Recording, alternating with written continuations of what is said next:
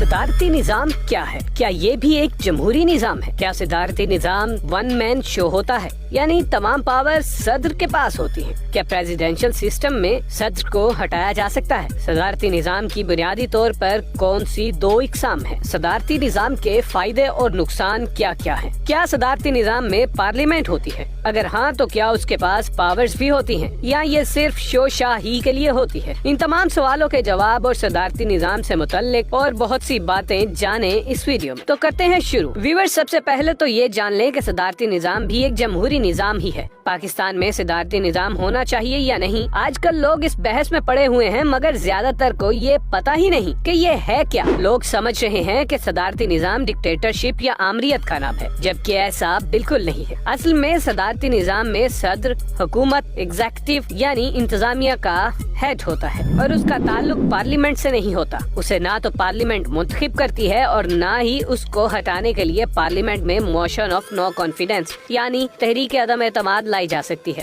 اس کی وجہ یہ ہے کہ عام طور پر پریزیڈینشل سسٹم میں صدر پارلیمنٹ کو جواب دہ ہی نہیں ہوتا۔ مزے کی بات یہ کہ پارلیمنٹ صدر کو ہٹا ہی نہیں سکتی۔ اس طرح صدر کی سیٹ بڑی پکی اور مضبوط ہوتی ہے، لیکن اس کے باوجود انتہائی ایکسٹرا آرڈینری ریزنز یعنی غیر معمولی وجوہات کی وجہ سے پارلیمنٹ پریزیڈنٹ کو امپیچ کر کے یعنی مواخذے کے ذریعے ہٹا سکتی ہے۔ زیادہ تر کیسز میں تو صدر chief executive of the country ہونے کے ساتھ ساتھ ہیڈ آف دا اسٹیٹ یعنی ریاست کا سربراہ بھی ہوتا ہے۔ پارلیمانی سسٹم کی بات کریں تو اس میں تو یہ ہوتا ہے کہ پہلے ایک شخص MNA بنتا ہے، پھر اسے نیشنل اسمبلی میں وزیر اعظم کا الیکشن لڑنا پڑتا ہے اور جیت جائے تو وزیر اعظم بن جاتا ہے اور پھر پارلیمنٹ کو جواب دہ ہوتا ہے۔ مگر صدارتی نظام میں ایسا بالکل نہیں ہے۔ صدارتی نظام کی بنیادی طور پر دو ٹائپس ہیں۔ ایک میں کوئی شخص ڈائریکٹ ووٹ لے کر پریزیڈنٹ بن جاتا ہے یعنی پاپولر ووٹ سے، جبکہ دوسرے میں صدر کو ڈائریکٹ ووٹ نہیں پڑتے، اس کا ایک الیکٹورل کالج ہوتا ہے۔ آسان ارے کہنا کیا چاہتے ہو؟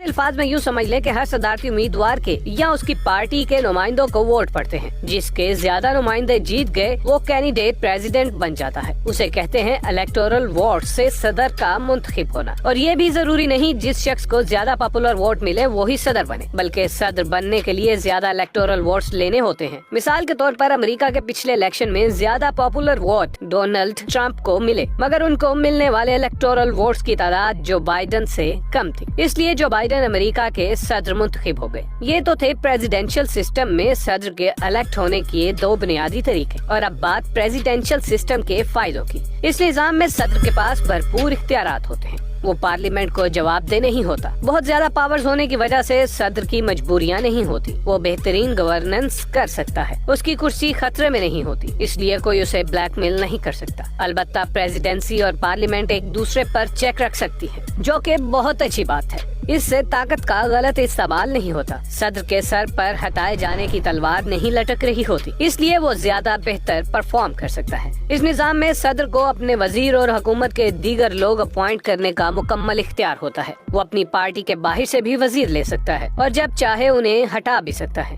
اس لیے وزیر ہمیشہ اپنی حد میں رہتے ہیں اور صدر کے خلاف سازشیں نہیں کر سکتے۔ اس کے علاوہ اس نظام میں صدر کی پارٹی اسے کسی کام کے لیے مجبور نہیں کر سکتی۔ صدر کا تمام تر فوکس حکومت چلانے اور گڈ گورننس پر ہوتا ہے۔ وہ جلد فیصلے کر سکتا ہے، اسے حکومت کے ساتھ ساتھ پارٹی نہیں چلانا پڑتی۔ صدر نہایت آرام سے اور بغیر کسی ٹینشن کے اپنی مدت پوری کرتا ہے۔ اور اب کچھ بات ہو جائے صدارتی نظام کے نقصانات کی۔ پریزیڈینشل سسٹم میں صدر جمہوری ڈکٹیٹر بن جاتا ہے، حد سے زیادہ طاقت اس کا دماغ خراب کر سکتی ہے۔ اس کے علاوہ یہ نظام فلیکسیبل یعنی لچکدار بھی نہیں ہوتا۔ اس کا مطلب یہ ہے کہ چاہے کچھ بھی ہو جائے، عالمی جنگ چھڑ جائے، اس میں حکومت کی مدت نہیں بڑھ سکتی اور ہر صورت الیکشن اپنے وقت پر ہوتا ہے۔ مثال کے طور پر ورلڈ وار 2 کے دوران امریکہ میں 2 بار الیکشن ہوئے، جبکہ برطانیہ میں حکومت کی مدت بڑھا دی گئی تھی کیونکہ وہاں پارلیمانی نظام تھا۔ اس کے علاوہ صدارتی نظام ایک مہنگا نظام ہے۔ پریزیڈینشل فارم آف گورنمنٹ چلانے کے لیے خوب خرچہ کرنا پڑتا ہے۔ صدر مختلف بہانوں سے خوب خرچ کر سکتا ہے، اس طرح کرپشن کے زیادہ چانسز ہوتے ہیں، جبکہ پارلیمانی نظام اس سے بہت سستا ہے۔ اور اگر پارلیمنٹ اور صدر کے تعلقات ٹھیک نہ ہو تو پھر منصوبے ڈیلے ہو سکتے ہیں اور اس لڑائی کا نقصان ملک کو ہوتا ہے۔